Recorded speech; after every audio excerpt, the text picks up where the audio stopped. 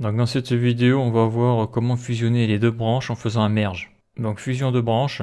Donc pour fusionner les branches, donc on a la branche master et la branche développement. Donc là, je suis en train de travailler sur la branche développement. Donc je voudrais que le dernier commit de la branche développement, donc le programme a été validé, il faut le basculer, donc le transférer sur la branche master ou main, qui est son nouveau nom. Donc il y a deux méthodes, il y a le merge et le rebase. Donc là dans cette vidéo, on va voir le merge. Donc le merge, c'est une fusion qui créera un commit de merge. Et le but du rebase, ça dépasse l'ensemble des commits de la branche créée, donc les commits de la branche développement, et ça les met en haut de la branche master. Donc c'est deux techniques différentes. Donc la procédure pour faire un merge. Donc il faut se placer sur la branche qui va recevoir la fusion. Donc là je vais d'abord faire un git status pour savoir où j'en suis. C'est bon, je suis sur la branche développement. Ok. Si je fais un git push, il ne devrait rien se passer. Ok, donc tout est à jour. Donc si je mets ma souris ici, donc là on peut voir que j'ai la branche développement et master. Si je mets ma souris ici, je suis sur la branche développement. Là aussi, je suis sur la branche développement. Donc actuellement, là, le dernier commit que j'ai fait, c'est celui-là, couleur verte, sur l'index HTML. Donc je suis bien en couleur verte, c'est ça. Donc la procédure dit qu'il faut se placer sur la branche qui va recevoir la fusion, donc il faut que j'aille sur le master. Donc git checkout master. Donc ici, je vais fusionner la branche développement sur master. Ok, donc je fais git checkout master. Donc là, je viens de switcher sur la branche master. Donc là, on remarquera que c'est ce que l'on voyait là dans la vidéo précédente sur la page d'accueil de KitGraph. Donc là, on voit que là, j'ai ma branche master. Ça, c'est les commits que j'ai fait sur la branche développement. Donc là, je suis revenu sur la branche master. Maintenant, il va falloir que je fusionne ça. Donc ce commit-là, il va falloir que je le passe de la branche développement à la branche master. Et donc ça, il faut faire un commit de merge. Donc là, quand même, c'est quand même sympa cet affichage. On voit bien ce qui se passe et quand ça a été fait sur quel commit. Parce qu'on peut faire plusieurs branches si on veut. Branche développement, branche bug, etc. Donc je reviens sur ma procédure. Donc git merge et nom de la branche à fusionner.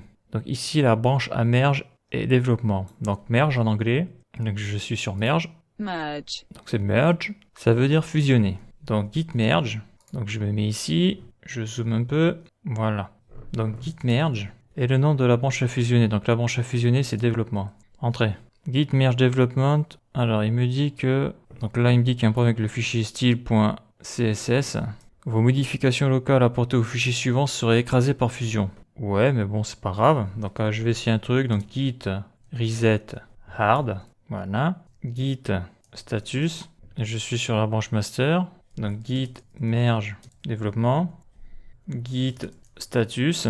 Ok, donc là il me dit qu'il y a un fichier qui n'est pas dans la staging area. Là mon blog, la couleur est toujours verte, donc c'est bon signe. Donc après ma procédure, qu'est-ce qu'elle dit? On constate que la branche est toujours présente, ouais. Donc juste avant d'aller plus loin, je vais faire un git branche-a. Donc là je suis bien sur la branche master. Donc je vais faire un git add. Point. Donc ça c'est pour enregistrer ça. Alors je sais pas si quand je suis parti sur la branche développement, pourtant il me semblait avoir fait... sur la branche master le commit, quoi. Je pensais que j'étais clean sur la branche master, donc je vais faire ça. Donc après je vais faire git commit. Non, je sais pas ce que c'est ce commit, je sais pas, je vais marquer commit merge. J'appuie sur entrée. Ok. Donc là si je fais git status, donc là il n'y a plus rien. Il n'y a plus rien, je suis bien sur la branche master. Donc si je me mets ici, si je clique là, donc je suis bien sur ce que j'ai modifié en dernier, ma couleur verte. Donc c'est bien ça. Donc ça a l'air d'être bon. Donc on constate que la branche est toujours présente pour faire la fusion.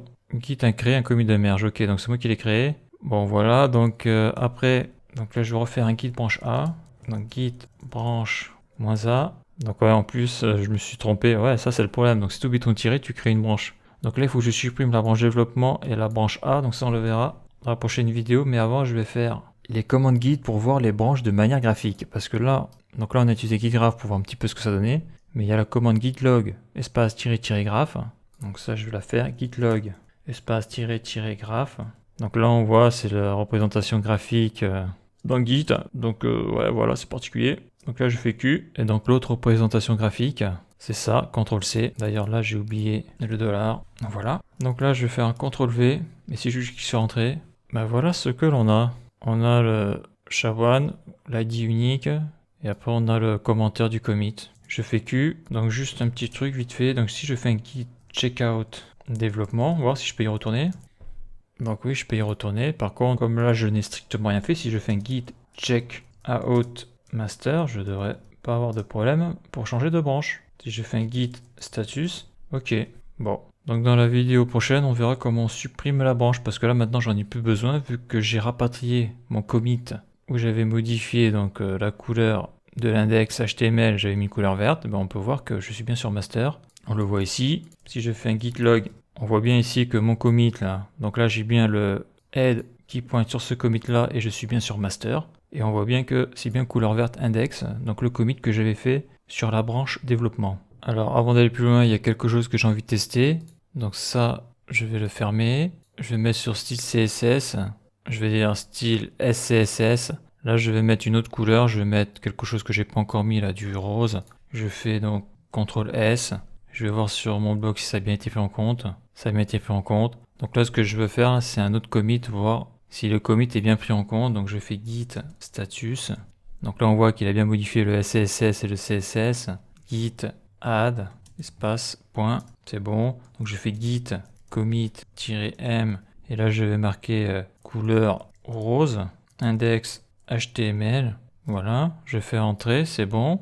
Si je fais git push, est-ce que ça fonctionne? Ça marche, nickel.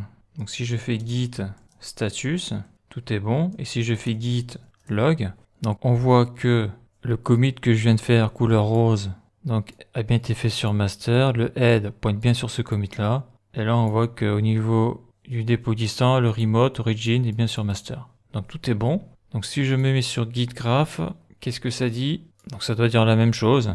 Donc là je suis bien sur branche master, le head est bien là. Voilà, les modifs, si je clique dessus, mais là on peut le voir là, le rose que j'ai mis. Et si je veux voir mon blog, c'est bien ça. Là je vais aller sur GitHub, vite fait. Donc là je regarde ce que j'ai fait. Là je clique sur code. Là, je suis sur la branche master, donc la branche développement, c'est celle-là. On est ici. Là, je suis revenu sur la branche master. Si je clique sur les deux branches, qu'est-ce que j'ai? J'ai ça. Donc, à noter que lorsque l'on est sur la branche développement, bien sûr, on a tous les commits. C'est pour ça qu'il y en a autant. Tout l'historique du commit, quoi. Comme les commits sont liés les uns aux autres. Donc là, je clique sur View All Branches. Ok, bon. J'ai bien mon commit couleur rose que j'ai rajouté qui a bien été pris en compte. Et j'ai bien mon commit couleur verte que j'avais fait sur la branche développement et que j'ai rapatrié sur master. Donc voilà pour ça. Donc maintenant la branche développement ne me sert plus à rien. Donc si je veux, je peux la supprimer. Donc on verra ça dans la prochaine vidéo. Et ça sera Git 16, comment supprimer une branche.